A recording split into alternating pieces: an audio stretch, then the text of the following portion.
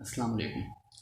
एक रिसर्च की गई जिसमें लोगों से पूछा गया कि वो ज़िंदगी में करना क्या चाहते हैं, ज़िंदगी में बनना क्या चाहते हैं, उनका ज़िंदगी में आने का मकसद क्या है, इस दुनिया में आने का मकसद क्या है। उनमें से 90 to 95% लोगों ने ये कहा। किसी ने कहा कि मैं सबसे अमीर होना चाहता हूँ, किसी ने कहा कि जो है मैं खुशी हासिल करना चाहता हूँ, किसी ने कहा कि मैं सबसे ताकतवर बनना चाहता हूँ। शॉर्ट ये कि जितने भी लोग थे उन सारों का ज़िंदगी का मकसद या ज़िंदगी का जो एम था वो सिर्फ अपने तक महदूद था, जिसे हम कहते हैं छोटा सोचना, छोटे लेवल पे या छोटे एस्पेक्ट पे सोचना।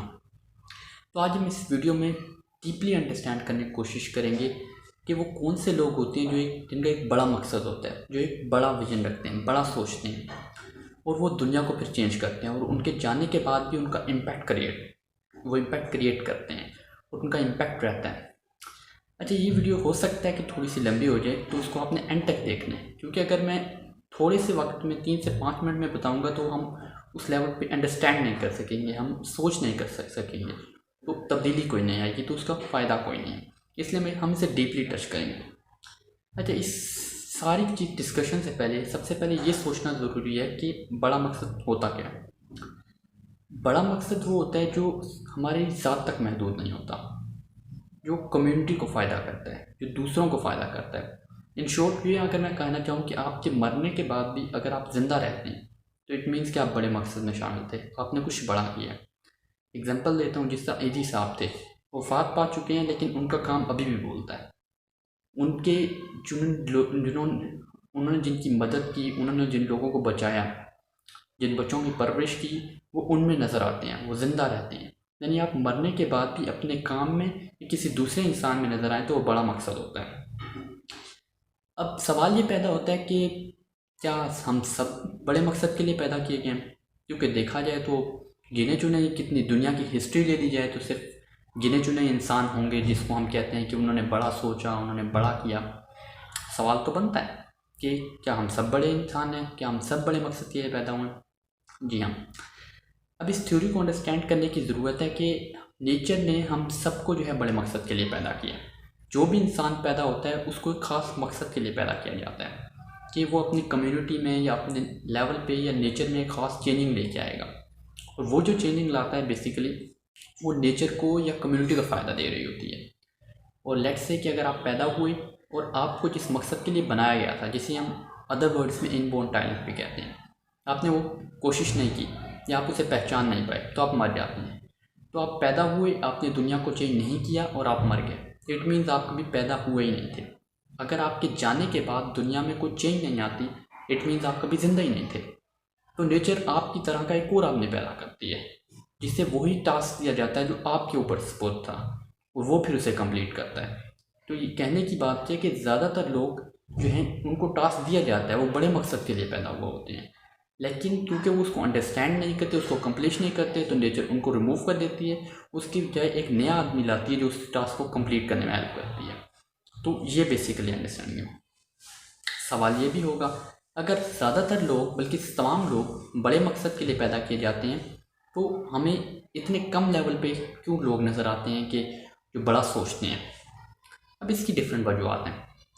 सबसे पहली वजह, मेन वजह अगर कहें तो हम गौर फ़िक्र नहीं करते, हम सोचते नहीं हैं। दीनी किताबों में भी अगर लेट्स से कुरान मजीद ही लें तो वहाँ पर सोचने का, गौर फ़िक्र करने की दावत दी गई है। और क्या तुम सोचते नहीं हो?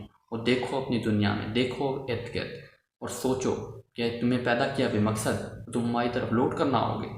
आई गेस नमाज से भी ज़्यादा या इबादत से भी ज़्यादा सोचने और गौर फ़िक्र करने की दावत दी गई है। अब ऐसा क्यों था? क्योंकि जब आप सोचते हैं तो आप सबसे पहले ये सोचते हैं कि भाई एग्जिस्टेंस क्या है, उसका मकसद क्या है, मैं किस लिए पैदा हुआ, और मेरे मरने के बाद क्या होगा, मेरे आने से पहले क्या था, मेरे जाने के बाद क्या होगा। जब इस तरह की आप सोचते हैं तो आपको अपनी ज़िंदगी का मकसद समझ आने लगता है, आपको समझ आ जाता है आप बड़े मकसद के लिए पैदा हुए हैं। यानी आप कम्युनिटी में चेंज के लिए पैदा हुए हैं, किसी बड़ी चेंज के लिए पैदा होते हैं। ज़्यादातर लोग गौर फ़िक्र नहीं करते। सवाल ये भी पैदा होता है कि गौर फ़िक्र क्यों नहीं करते? इसकी भी बहुत सारी वजूहत हैं। क्योंकि वो अपने से बाहर नहीं निकल पाते, अपनी प्रॉब्लम्स को सॉल्व नहीं कर सकते।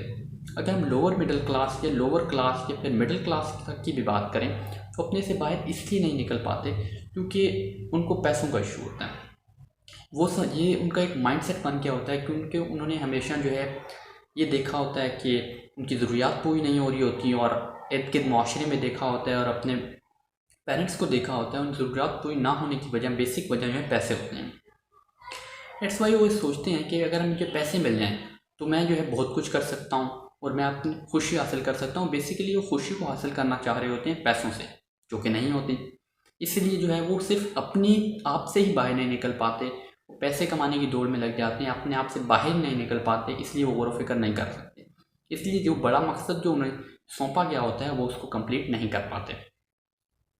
अब आप सोच रहे होंगे भाई हर किसी को तो पैसे का मसला नहीं होता, तो फिर हर कोई क्यों नहीं बड़ा, दूसरे लोग क्यों बड़ा मकसद के बारे में नहीं सोच सकते?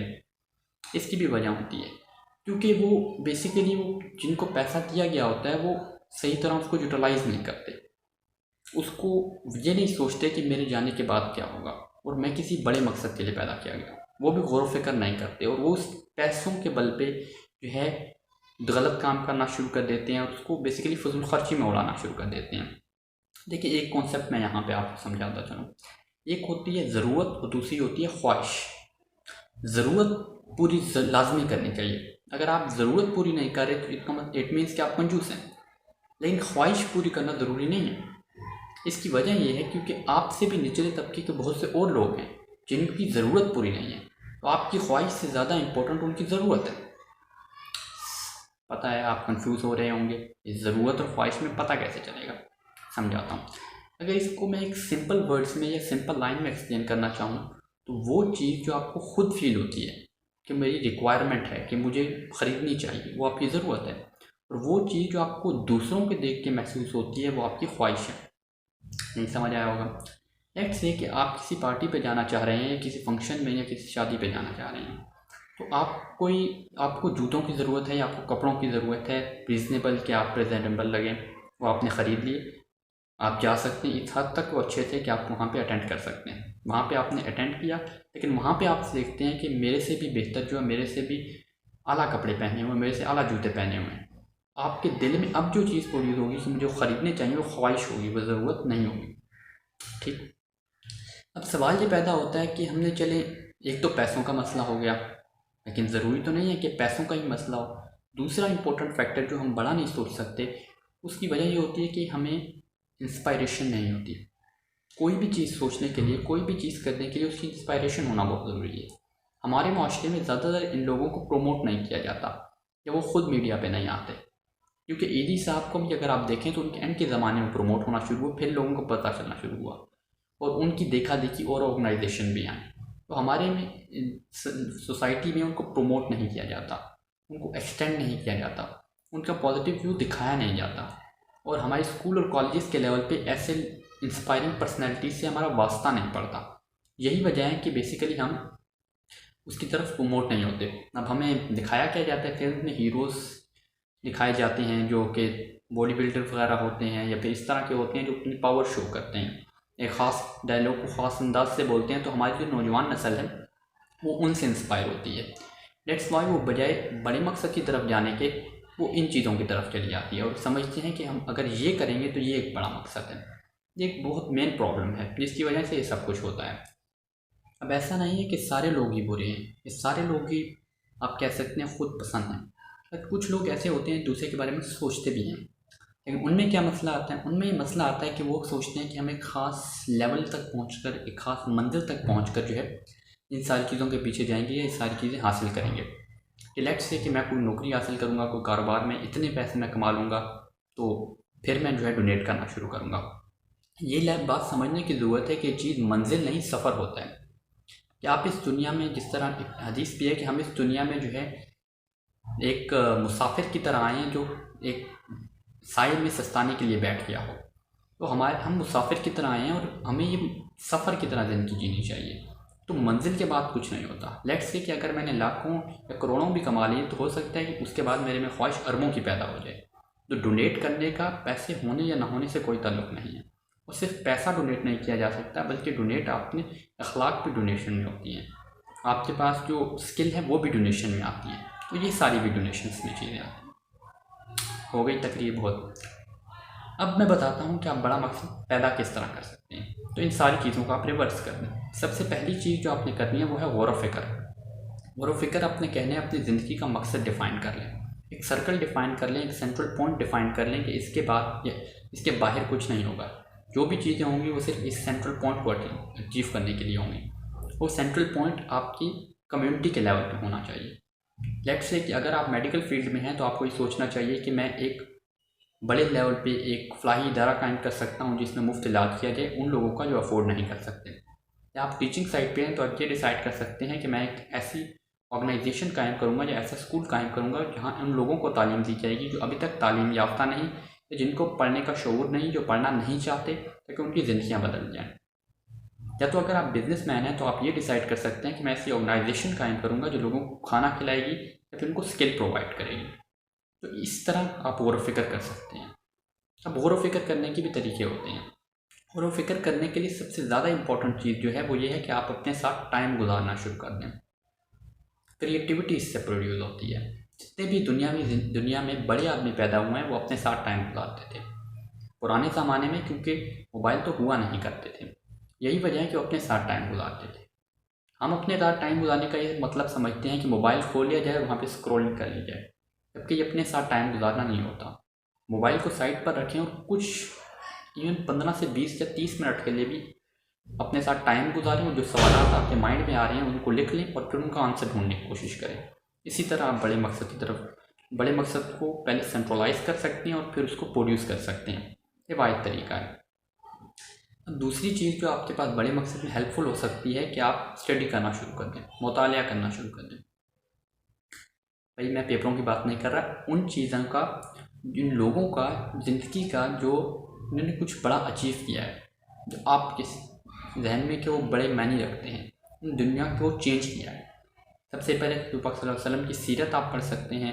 जितने भी दुनिया की ज़िंदगी में दुनिया में ऐसे लोग आए हैं जिन्होंने दुनिया को चेंज किया है, चेंज करने की कोशिश की है।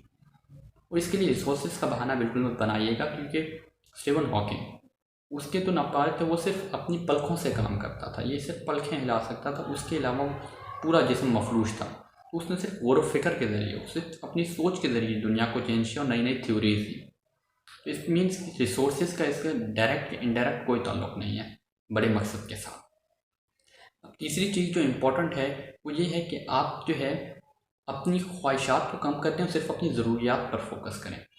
यानी अगर मेरी सिर्फ ज़रूरत है कि मैंने मुनासिब कपड़े पहनने हैं, साफ़ कपड़े पहनने हैं, उम्दा कपड़े पहनने हैं, तो वो सिर्फ ज़रूरत तक महदूद रहे, मैं ख्वाहिशात के पीछे ना जाऊँ।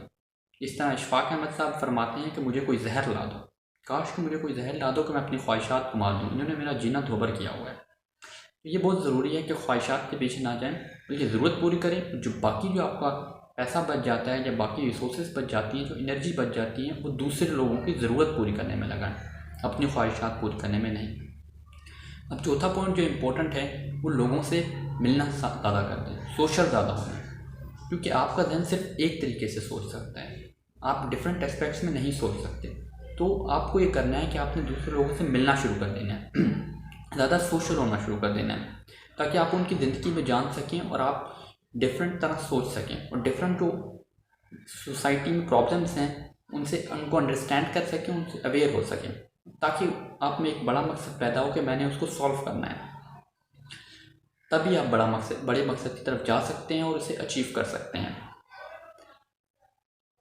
वन लाइन का एंड करना चाहूँ तो ये होगा कि अपनी लाइफ में मरने से पहले जी ज़रूर लेना। All the best.